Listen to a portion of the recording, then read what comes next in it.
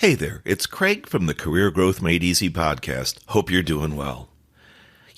I recently attended church, and there was a theme that was spoken throughout, and it was about weeds versus wheat. Now, don't get me wrong, I'm not going to preach on today's show, but if you find the topic weeds versus wheat interesting, I think you won't be disappointed when you tune into today's show, which is titled How to Thrive in Your Environment, episode 171. Trust me, it'll be worth your listen. Tune in. I was an engineer, and in 2008, lost my job due to the economic collapse. Jobs were scarce. I didn't know where to turn to get help updating my resume. Online services and coaches charge hundreds, even thousands of dollars. I took matters into my own hands and learned how to craft interview-winning resumes. Shortly later, I landed a job with a Fortune 500 company. I've helped many achieve similar success. Now I share my tips to create interview-winning resumes, interviewing excellence, and high-performance growth strategies on my podcast, Career Growth Made Easy.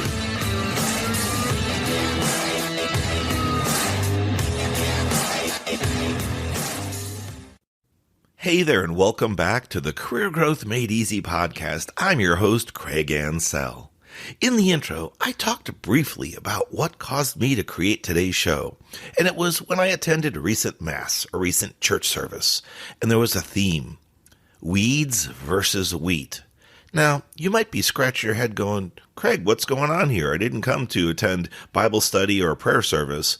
Whoa, we're not going to be doing that today. But I will tell you, the weeds versus wheat got me thinking, and it helped me create the content for today's show and the title, episode 171, How to Thrive in Your Environment. Now, maybe I've got you hooked. Maybe I've got you interested. What are we going to talk about today?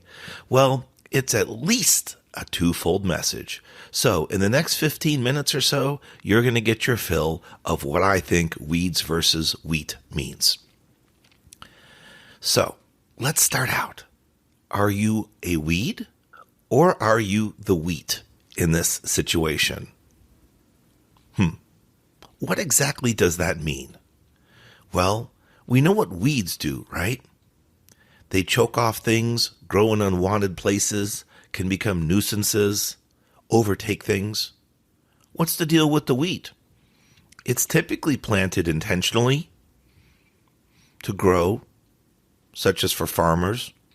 It can grow to create food source, energy to sustain life, but it needs a clean, clear, weed-free field to grow. So let's think about that for a minute. What environment do you work in?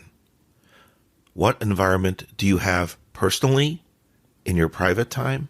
And what environment do you have in your professional lives? Also, do you catch yourself changing behaviors in certain situations? Do you react more than you lead? Did you know that when we react, one of the most common human natures is to become defensive? It sounds funny, but it's somewhat natural, like I said. We typically go through our day trying to get through, make ends meet, get through, be productive. But when problems, challenges arise, we can run into trouble. And when someone questions our motives, questions our efforts, questions our actions, it can become hurtful. It can. The worst part about being questioned is if someone asks you why you made the choice you did, or why did this event happen now that it's a problem, now that it's an issue. I've been there, and it is difficult to react in a calm, clear, focused manner, especially when the stakes are high. Now, if it's something small, maybe you spilled a cup of coffee, a soda, a tea, and maybe it didn't get onto any precious furniture or any electronics. Maybe it just made a small spill on the desk, on the floor. In this example, not a big deal. You can correct it.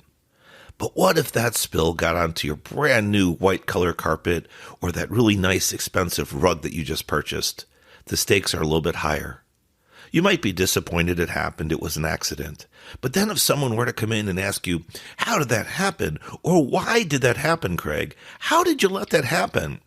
It's only natural to be defensive in this example. So I'm trying to drive a point home here when we get through this situation about how we react when we're questioned, when challenges come up. And we're going to find out how to thrive in our environments, both personally and professionally, in today's show. But before we do that, there's one thing I'd like to remind you of. As we mature in life and gain wisdom, we can learn to master the following approach: the 2 ears and 1 mouth concept. Do you know what it is? I can see some of you through my microphone shaking your heads. Yes, you've heard it before from me. You can kind of hear my smile over the airwaves. Listen twice as much as you speak. In other words, simply put, hold your tongue. What does that mean? Pause before responding. There's a lot to this statement, and no, it doesn't come with overnight success.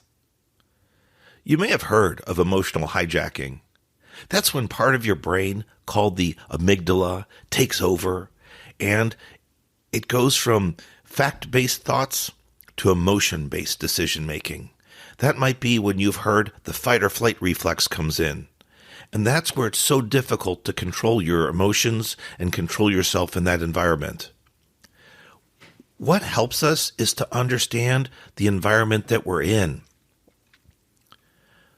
That thriving we're talking about in the environment is twofold. I promised earlier I was going to tell you. One, it's about you. Are you the weed or are you the wheat? No, I'm not saying you're a bad person, not attacking you in any way. It's about your and my behaviors. How do we act in certain situations? It doesn't mean that we're weeds in all situations, or wheat, which is promoting growth, food source, energy, all the good stuff. We can actually change our tune, change our focus, and change our reactive position in our environments. So part of today's show is to help us think about that wisdom I talked about.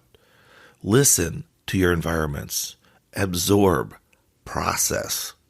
From there then, pause. Take a few moments, a few seconds if you will, and then respond. One of the things that I mentioned was that today's show was based on something that I kind of connected while attending a recent Mass service. In my church, I am also what's called a lector or a reader.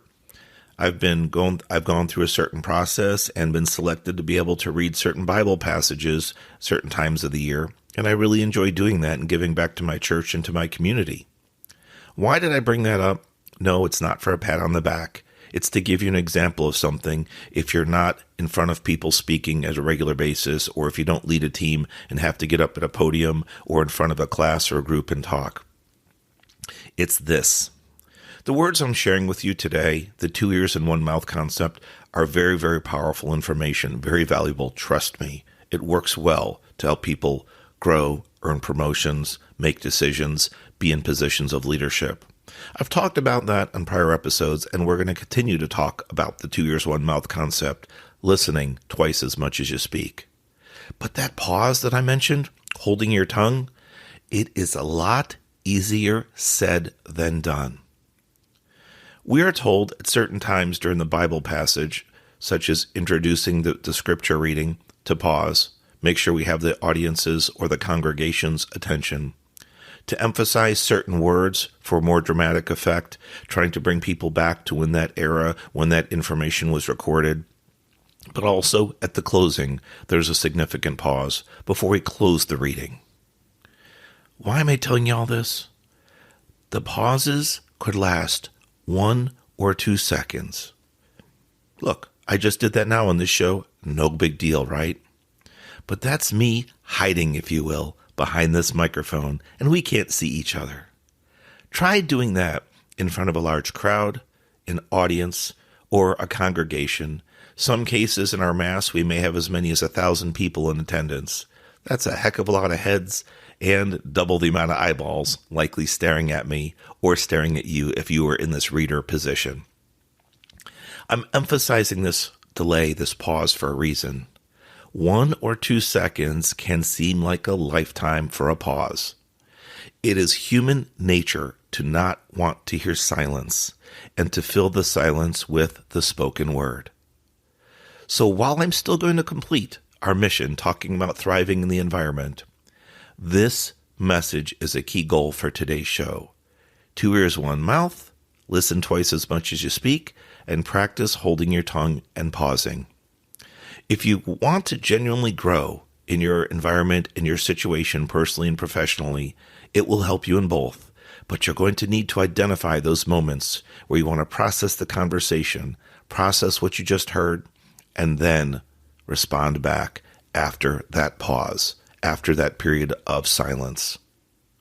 I think where we have been weeds before and maybe choking off certain bits of information, certain conversations because we didn't want or were afraid of or uncomfortable with that silence, I think we can become the wheat.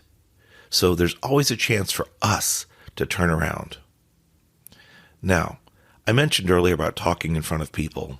That's where it pays to do a little bit of self-analysis, especially after intense meetings or if you've handled a difficult situation. If you're questioned with why, it's natural, as I said, to be defensive. So, if that happens to you, do you unintentionally undermine others? Someone asks you, why did this happen, Craig? Or why did you make that choice? It might be my first instinct to blast back without thinking, without pausing like I just shared with you, and come back with some negative or confronting information, even an attack. The other option, do I support others in meetings, in leadership, or if there's a problem, even if it's from my own doing?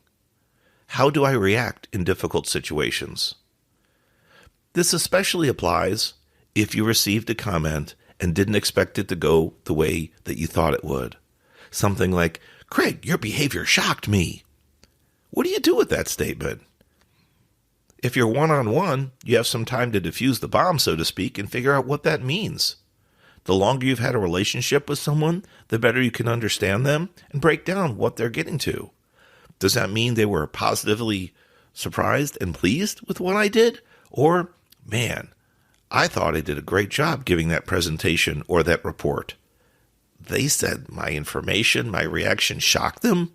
Wow. Then you find out they didn't like what you did, or they were disappointed with it, thought I went a completely different way, took a 180, a U-turn on the subject. That can be hard to deal with. What if that happens in front of a crowd, a team, an audience that you're giving a presentation to, and you get challenged then? It almost seems amplified that you go from the wheat, the energy, the positive source, to the weed, being someone that was called out on the carpet and distracted and just caused a U-turn in the situation. Why I talk about the weed and the wheat is just to reinforce how we choose to communicate in our situations, both personally and professionally.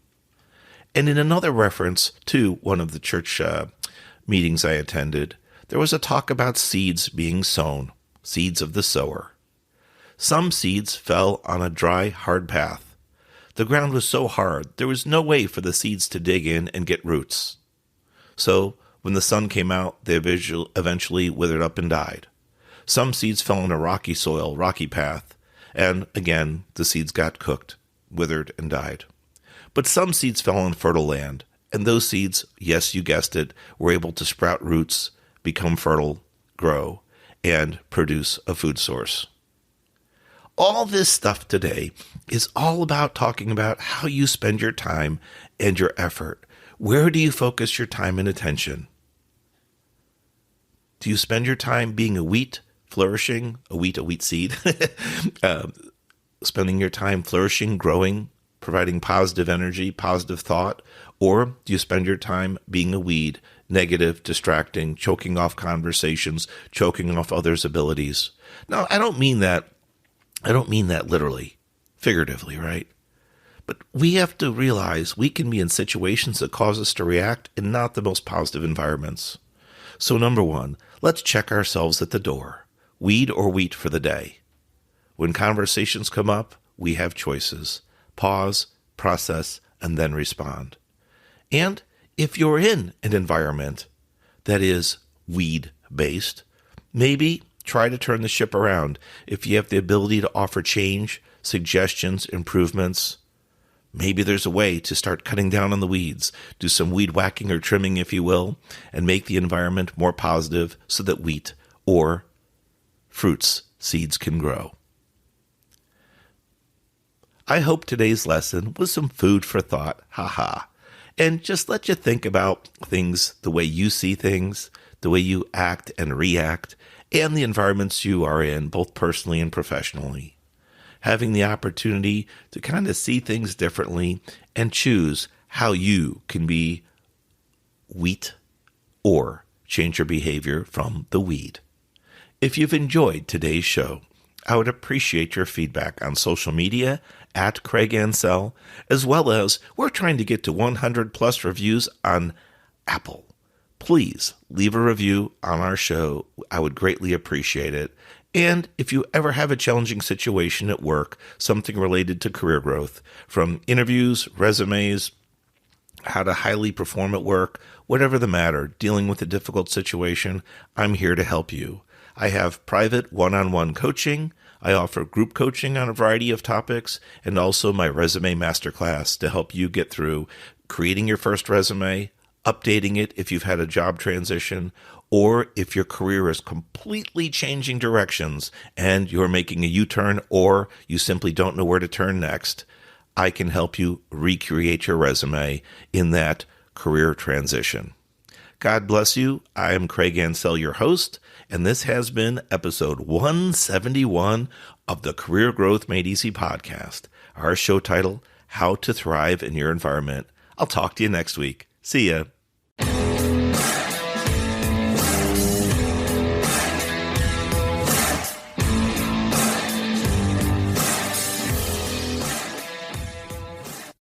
Thanks for watching. If you've enjoyed this episode, be sure to subscribe to our channel. New episodes every Monday. In the meantime, why don't you follow us on social media at Craig Ansell on Facebook, LinkedIn, and Instagram. To book a coaching appointment, download our free guides, or join our email list, check out the links in the description below.